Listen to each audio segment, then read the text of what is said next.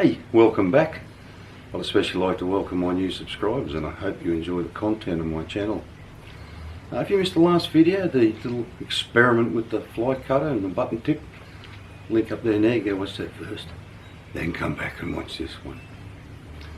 Alrighty, so in that last video I asked whether you guys would be interested in watching me have a crack at maintaining my little homemade lathe and possibly improving it along the way. And the general consensus seemed to be that, yeah, you were interested in watching it. So follow me over to the lathe and we'll get started.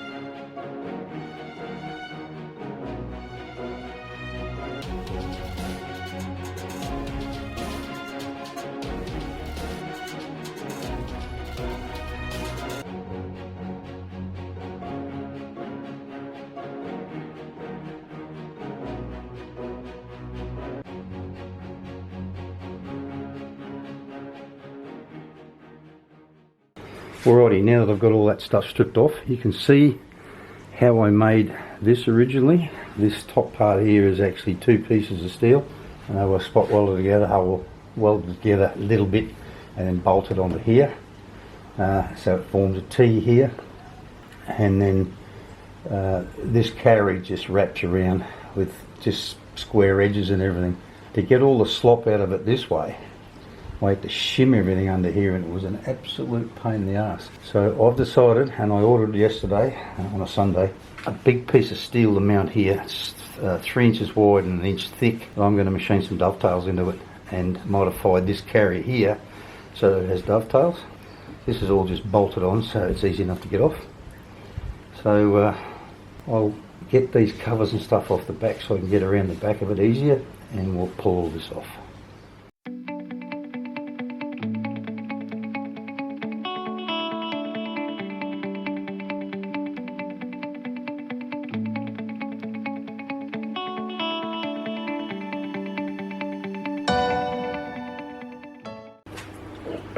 Alrighty, so now you can see it a bit better, I guess. There's a bit of wear, a bit of gouging in the top of this.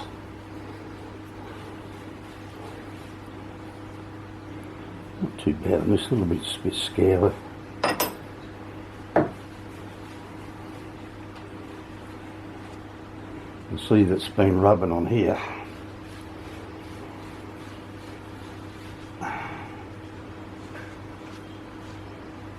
Interestingly, it's it's probably because of this, oddly enough, quite a bit of gouging in there, so that definitely needs cleaning up. This had been getting harder and harder and harder to wind. It's one of the reasons why I really want to do this up. And a lot of the shuddering and shaking I think I get comes from this as well. These two holes, these two bolts are missing because when I drill all these by hand when I assembled this, because I fitted it up without taking this off, and I wanted to make sure that it was squared to the backing plate for the chuck. So I put that one in first. That's the main reason I used only one up that end, part of the reason, so that I could actually swivel it this way. But I can't remember exactly what happened there, but the bolts wouldn't line up. I just couldn't get them in, so I just left the bloody things out. Although, I can't remember, I think I might have put these two in later. I don't remember. Too long ago. But anyway, we'll get this off here and we'll have a look-see.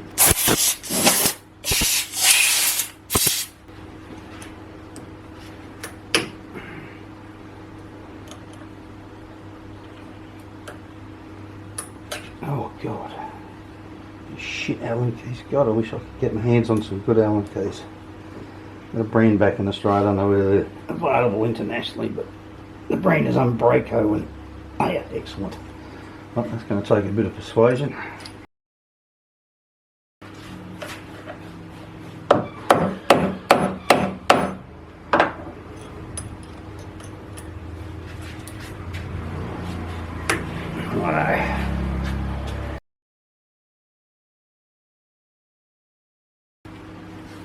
A little bit of crap in there.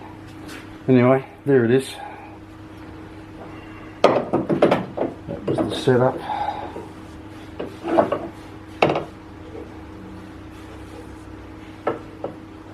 This lumber plate here was just a piece of scrap binium that I got. But you can see, actually the wear in there's pretty good, but that's the, no. This is the side the brass gib was running in. It feels alright too. So does that. And that.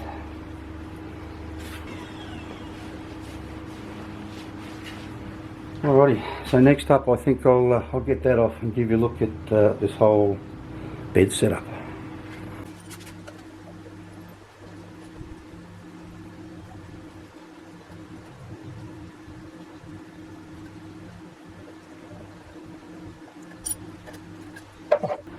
Alrighty, so there we go.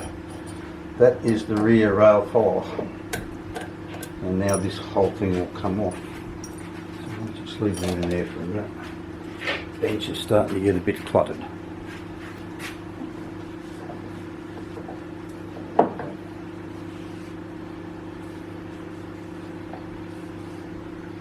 Well, as you can see, I hope you can see, there's a bit of wear in there. It's quite rough, but that's what you'd have to expect running steel on steel, isn't it? Oh jeez, I'm an idiot. I forgot to undo the lead screw nut. Kept looking at it thinking, yeah, you've got to do that yet.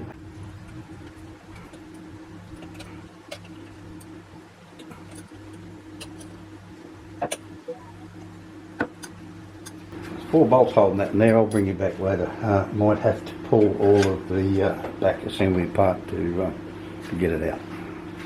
Alrighty, so got that undone. I couldn't believe how tight I had the nut done up on the that holds the gear on the end of this shaft. Took some undoing.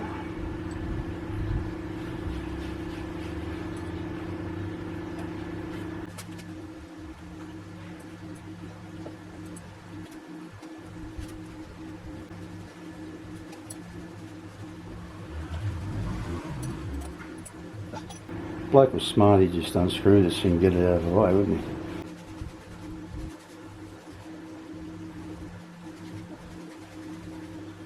If he was even smarter, he would have cordless drill on the end of it and screwed it out.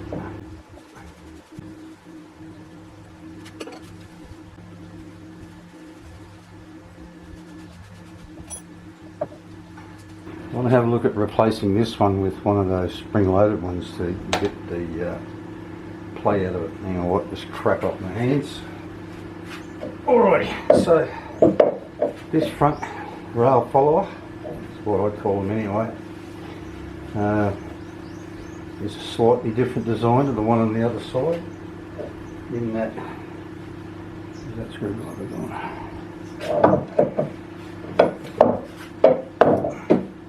Right, this is kind of free floating, sort of. It's actually sitting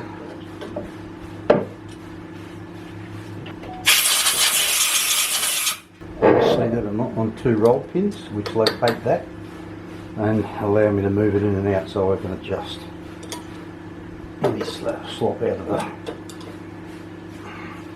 come on baby, get out of there. Alright, one out too much.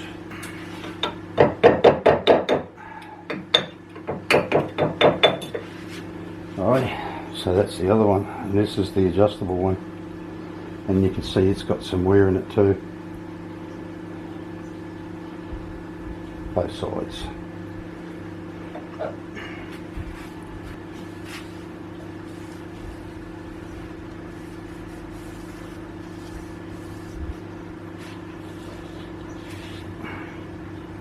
You're wondering what this is? This is a piece of plastic chopping board. When I first made this one, because this is, if you didn't see it, version 2 of my homemade lathe. Version 1 had linear rails and bearings, and it was just too flimsy to flop around too much. This is a piece of C channel or U channel, depends what you want to call it. It's just got these 2 bits of angle line welded to it to form the rails, and everything pinches inwards. What I intend to do to clean these up some is I've got some diamond stones. And they're about this long. I'll just run up and down these, clean them up, top and bottom. But the two followers, I think I'll put them in the middle, try and machine the worst of the wear out of them. Probably cut them, whatever, do what I need to do to clean them up, and then polish them up maybe a little bit with the two diamond stones.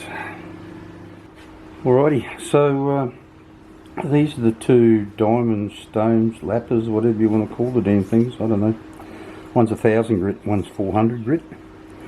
So I'll start with the 400, and I just gave this one a bit of a rub, and it seems to be moving it, well, making a difference. I wish it was a little narrower, to be honest with you, but anyway.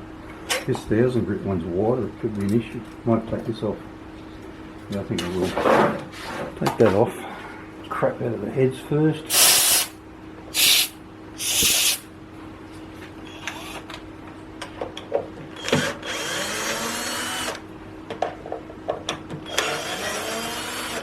I didn't finish saying what this was for last time. Initially, when I put it all together, I thought I was getting some rocking in it, so I put this here as like a buffer so that it couldn't push down at all. And I used plastic so that it would slide across it easily enough, and if it gets a bit of crap in it, it won't bind it up. Right, there's this 1000 grit. Clear everything in now. Okay, yeah.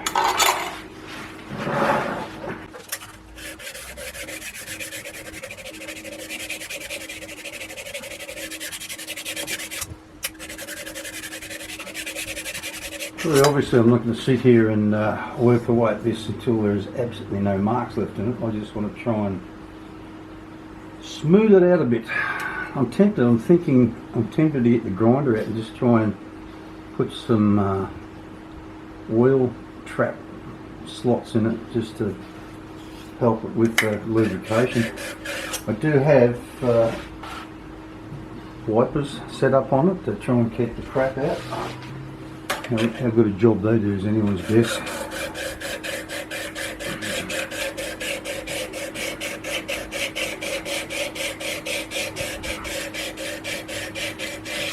Originally what I did with this was I made up the followers and then sort of sanded them, and then I lapped them together, used some fine wet and dry and folded it inside the follower and sanded these rails with the follower, and then I turned it over and then sanded the followers the other way just to try and make them mate up better. Just did a pretty good job of it, really.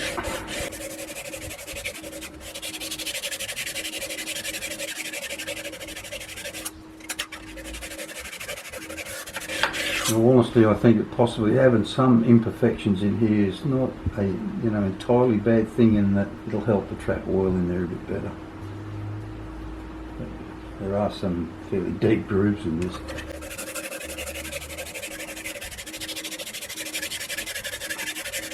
Well, this will obviously going to have to spend a lot of time on this, so I won't make you watch it all. I'll bring you back later. Alrighty, so it didn't take me long to decide that sitting on a stool, doing that there like that, and then trying to do it like that was going to be a massive pain in the bum. So time to get this thing off here. Taking this off and refitting it will give me the opportunity to once and for all get rid of that turn and tapers problem that I have. What's going on there? It's just paint holding that on, or I've got a pulp I've forgotten about. No, it's a weld tack. Like I said, it's a while since I built this there. There was a little tack of weld on the end there. So as you can see, this has also got a 10-inch or 10mm 3/8 plate fixed on the bottom of it, just to make it a little more solid, a little more rigid. So that'll make these bottom ones easier to do something with, and let me see them better. And they don't look that flashy, to be honest with you. This one doesn't look quite so bad, but anyway, it'll make working on it a whole lot easier. Maybe do it up on a vise or something.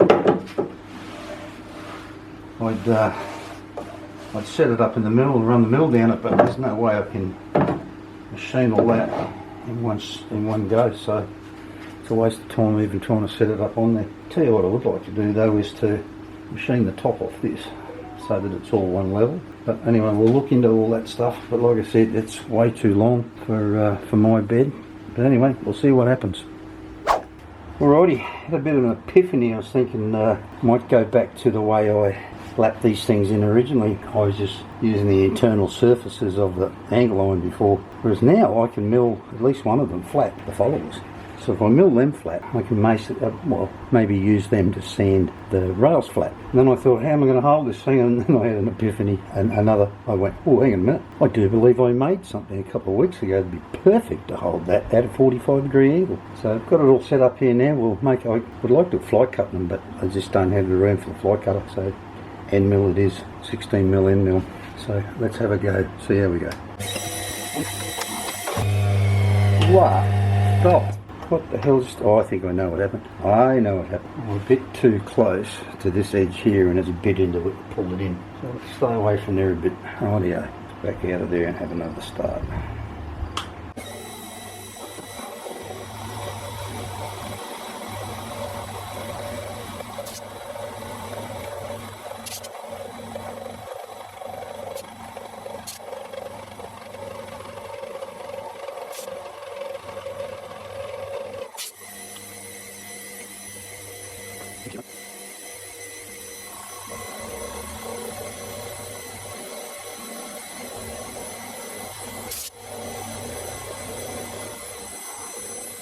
Righty, so that hasn't touched all the way down and back, so we'll go down maybe another 0.1. Just light out of the way so I can see the damn thing.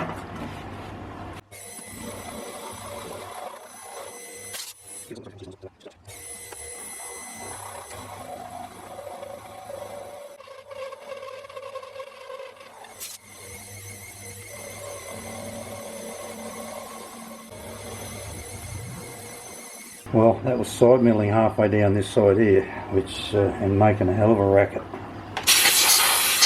Which I wasn't too keen on, but anyway, get it out, give it a look.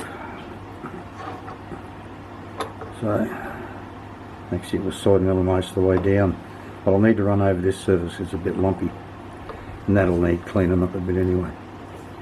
Alrighty, so I'll do this other edge, won't bother videoing that. And I'll do the other one and I'll show you what I end up with. Well, that's not the best of finishes, but I think it'll probably clean up alright, and it should help me to get those rails a bit flatter. Bugger! Don't you hate it when things don't go the way you planned? This damn thing, absolutely stuffed. I started out up here and that was cutting a lot deeper than I really wanted. And then as it fed up here, it just got deeper and deeper and deeper and deeper. It was pulling itself down, and I wasn't sure why. It was making a hell of a racket, and then when I took it out, I could see why. Even though I thought I was well away from this surface, I wasn't, and it was just dragging itself in there. But luckily, I had to rake through my steel rack, and I've got one piece left, and it's just long enough, 10 and 12mm longer than it needs to be. The right size, not very thick. So, I'll have to cut this one out of here. Got to grind the back off that so it'll sit down into it better. And tack it all in, then we'll do something about cleaning this one up. But anyway, I actually found this in my little box of tricks yesterday. So I'm going to dress that up just a little bit so it's make sure it's 100% flat, and use it to sand this. Fits in there really nicely, held up to the light. You literally can't see any light down through here. So I'll use that to sand these ones nice and smooth, and then I'll use this one to sand the rails smooth. But I reckon that's about all we've got time for this week, so join me next week and we'll get on with sorting all this stuff out, and by then the new piece will be here to make a new cross slide, and we'll get into making that as well. Thanks for watching. If you enjoyed it, make sure you give it a great big thumbs up, smash that like button. Like I said, thanks for watching, and I'll see you next week. Bye bye.